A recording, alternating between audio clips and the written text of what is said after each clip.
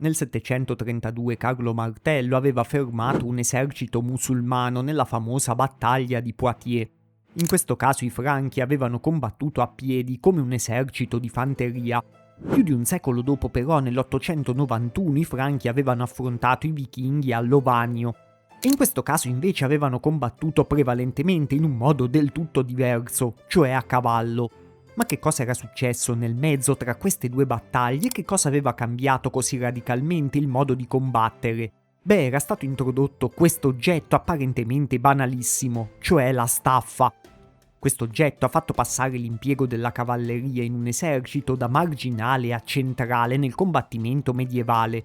E non solo, poi sarà al centro, molti secoli dopo, anche di un dibattito accesissimo tra gli storici. Ma come è avvenuta questa rivoluzione tecnologica e chi ha inventato la staffa? E fino a che punto questa rivoluzione ha cambiato veramente la storia?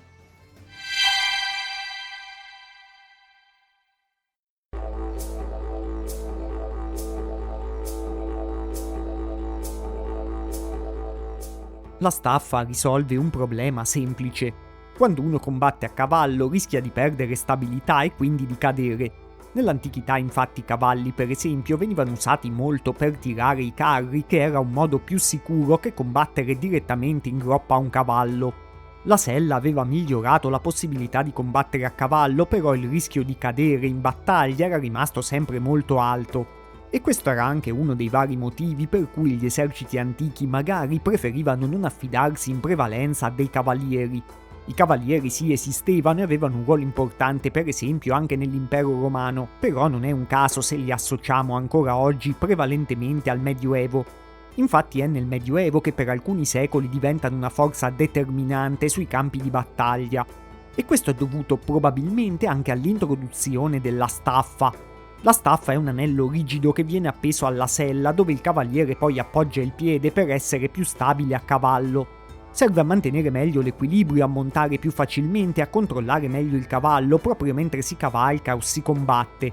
Quindi un cavaliere sostenuto dalle staffe aveva meno probabilità di cadere durante il combattimento e poteva sferrare un colpo molto potente sfruttando meglio il peso e lo slancio del cavallo. In sostanza la staffa aiutava molto le tecniche di sfondamento che sono tipiche della cavalleria proprio medievale, ovvero delle tecniche dove un'unità di cavalieri con delle lance poteva terrorizzare e spazzare via una fanteria poco coesa. Lo stesso gesto di imbracciare una lancia mentre si cavalca veniva reso molto più comodo proprio dalla presenza delle staffe. Così la staffa viene anche definita a volte il terzo passo rivoluzionario nell'equipaggiamento di chi combatte con i cavalli proprio dopo il carro e la sella. Sicuramente quindi in Occidente l'introduzione della staffa ha cambiato la storia militare, ma c'è chi si è spinto più in là e ha sostenuto che la staffa abbia cambiato in generale anche tutta la storia sociale e politica dell'Occidente.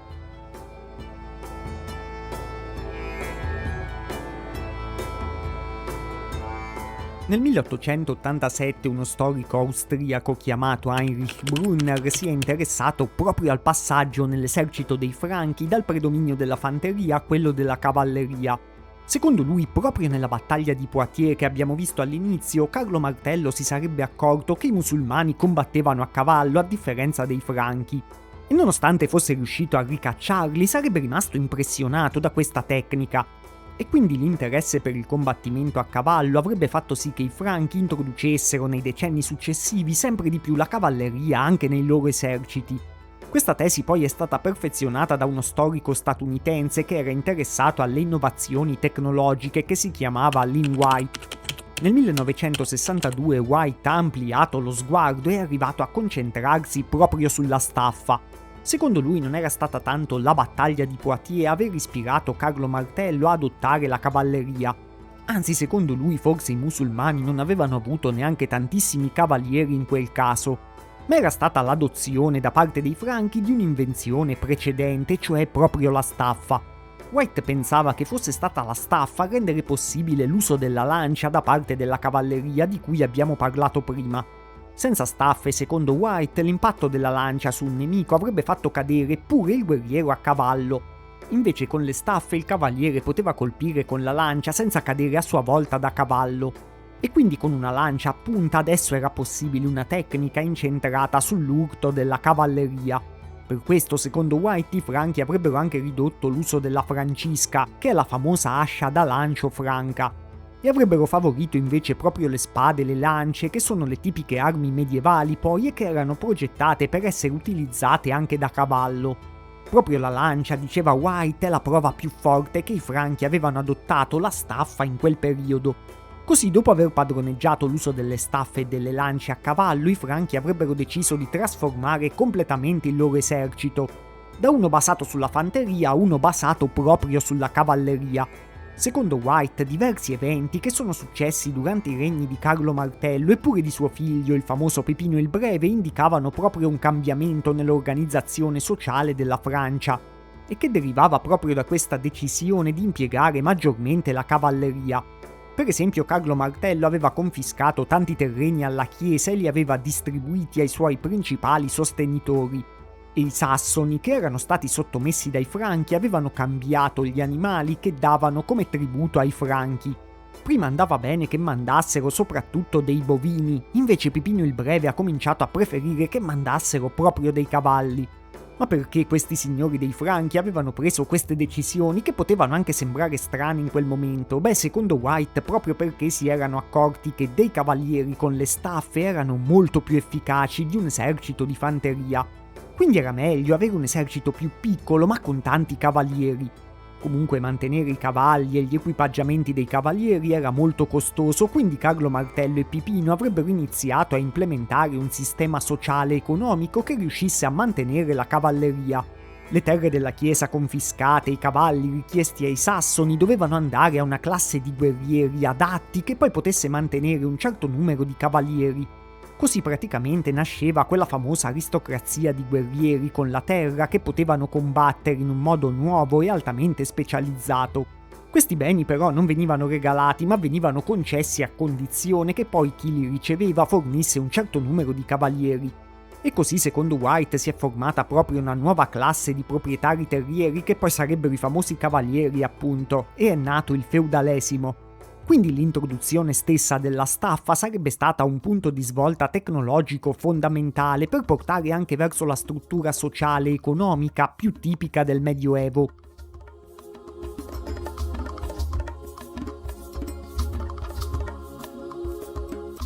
Questo che vi ho presentato di White è uno schema chiaro e preciso che torna bene e tanti articoli o video di YouTube potrebbero fermarsi semplicemente qui. La staffa ha rivoluzionato la storia occidentale e ha portato al feudalesimo, una bellissima storia. Ma sul mio canale provo sempre a darvi una visione un po' più profonda e quindi anche un po' più sfumata delle cose, che ci porta quindi verso due domande. La prima riguarda il fatto che i Franchi non hanno inventato la staffa, ma sicuramente l'hanno importata. E se l'hanno importata, chi l'ha inventata prima di loro? La seconda domanda è se questa tesi, che sembra filare molto bene di White, è veramente basata su dei dati storici incontrovertibili. E quindi inizia qui pure la vera parte di ricerca approfondita del video per chi non si ferma alle apparenze e alle teorie che suonano bene senza approfondirle. È una parte che ci porterà a scoprire anche come la staffa ha effettivamente cambiato pure la storia della ricerca sul passato.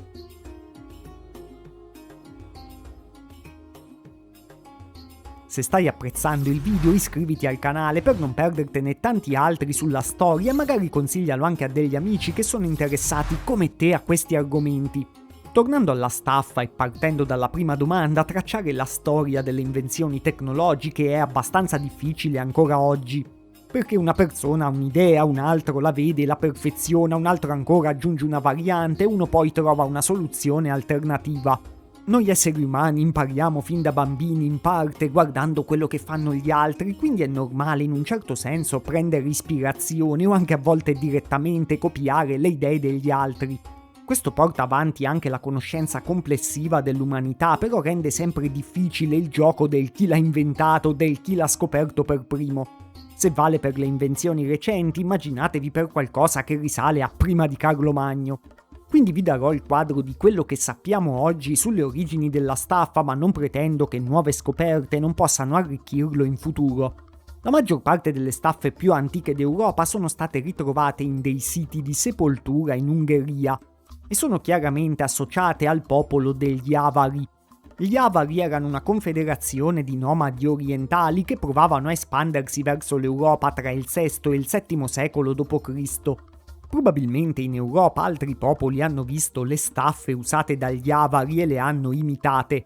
Per esempio lo avrebbero fatto già i bizantini, che è il nostro modo di chiamare gli abitanti dell'impero romano d'Oriente, e poi le avrebbero riprese anche gli eserciti musulmani nel corso della loro grande espansione, forse ispirandosi proprio ai bizantini, oppure essendo venuti in contatto anche loro indipendentemente proprio con gli Avari. Quindi i Franchi, di cui abbiamo parlato prima, potrebbero aver ripreso la staffa più probabilmente dagli Avari, o anche volendo proprio dai musulmani, come potrebbe far pensare l'idea iniziale di Brunner. Però neanche gli Avari vengono considerati gli inventori della staffa. Pure loro l'avrebbero ripresa da altri popoli ancora più orientali, direttamente asiatici. Infatti la più antica rappresentazione conosciuta della staffa risale a quasi 1000 anni prima e è stata trovata in India.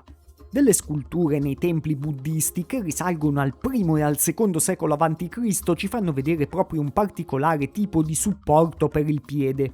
È una semplice corda fatta ad anello dove si infila l'alluce e questa poi si metteva attaccata a una sella fatta di fibra o di cuoio.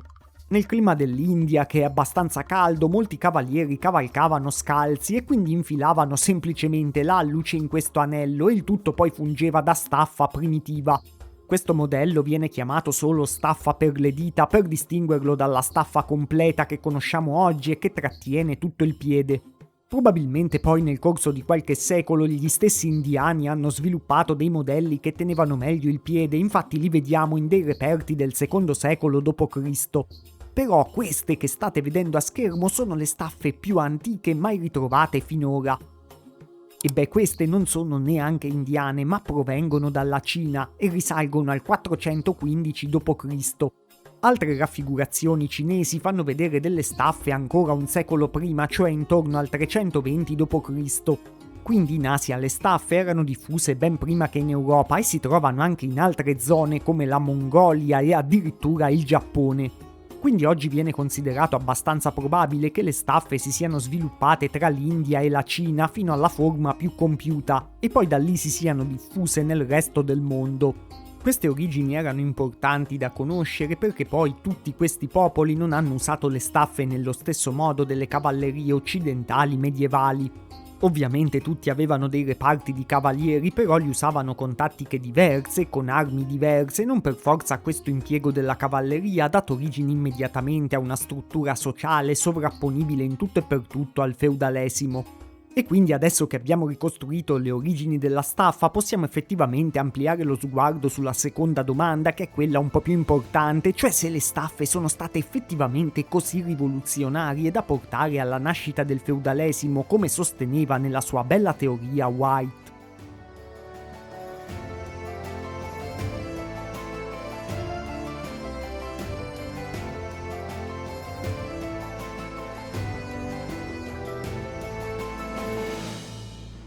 In realtà, come vi ho accennato all'inizio, le tesi di Brunner e White hanno portato a un intero dibattito tra studiosi incentrato proprio sulla staffa e oggi questo dibattito è conosciuto come il grande dibattito sulla staffa.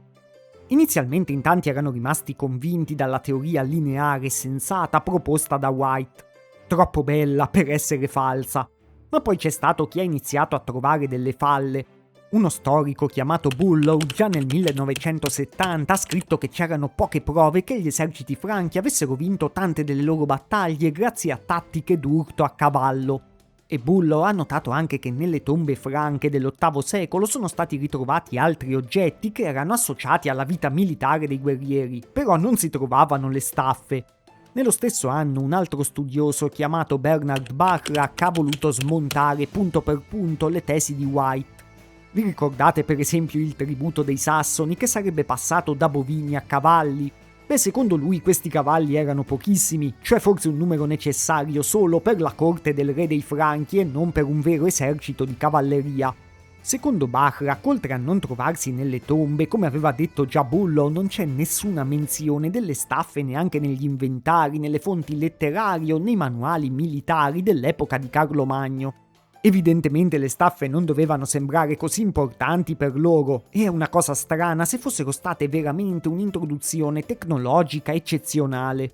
Secondo Bachrach i Franchi non avevano combattuto prevalentemente a cavallo neanche altre battaglie come quella di Lovagno dell'891, e secondo lui non c'erano prove che suggerissero che i cavalieri pesantemente armati impegnati in combattimenti d'urto a cavallo fossero poi l'elemento decisivo degli eserciti dei Franchi.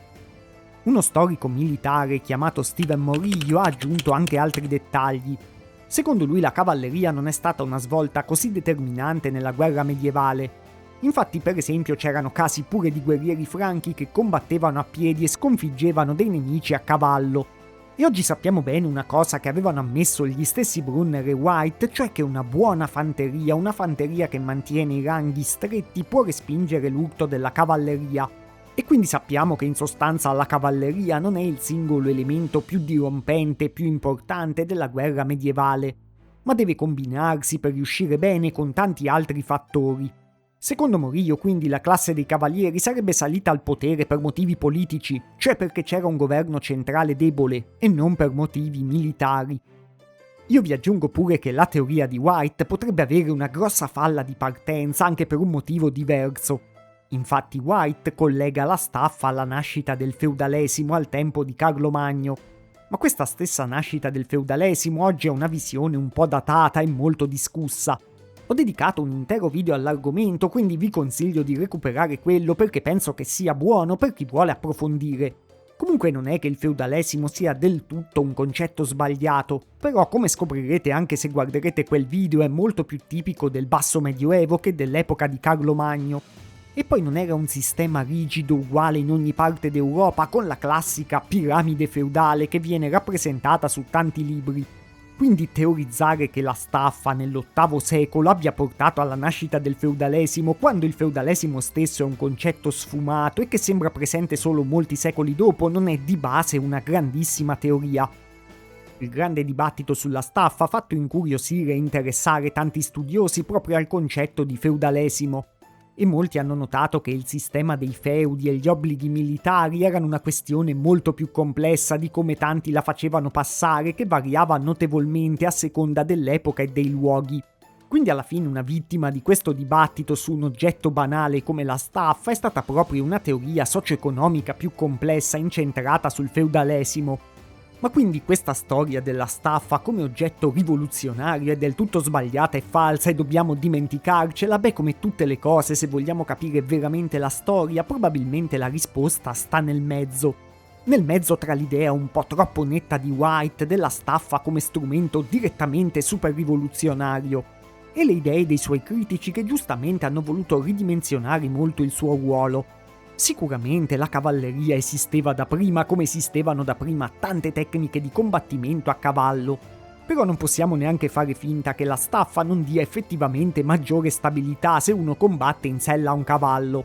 Penso che è un'esperienza facile da fare, da dimostrare e anche incontrovertibile. Certo, ci saranno state sempre delle persone abilissime a combattere da cavallo anche senza staffe, ma le staffe erano una grande comodità aggiuntiva che magari rendeva più facile combattere a cavallo anche a dei guerrieri non eccelsi, e poteva facilitare di molto pure le attività dei migliori cavalieri. Sicuramente i popoli che hanno introdotto la staffa avevano già da prima una familiarità con i cavalli, se no l'invenzione non gli sarebbe venuta in mente, e quindi avevano anche probabilmente dei reparti di cavalleria. Però non possiamo sottovalutare l'idea che la staffa abbia favorito l'importanza nel tempo di questi reparti, anzi sembra un'idea molto sensata. Magari ha contribuito marginalmente, non del tutto, però sia i musulmani, sia i franchi, sia addirittura i cinesi del V secolo avevano poi effettivamente dei buoni reparti di cavalleria. E non si vede perché questo non dovrebbe anche essere collegato all'uso che facevano della staffa. E la cavalleria poi non dimentichiamoci che è rimasta un reparto fondamentale dell'esercito anche dopo tante altre innovazioni tecnologiche. Sicuramente la staffa può aver aiutato anche a mantenere la longevità di questo tipo di unità negli scenari di guerra più recenti.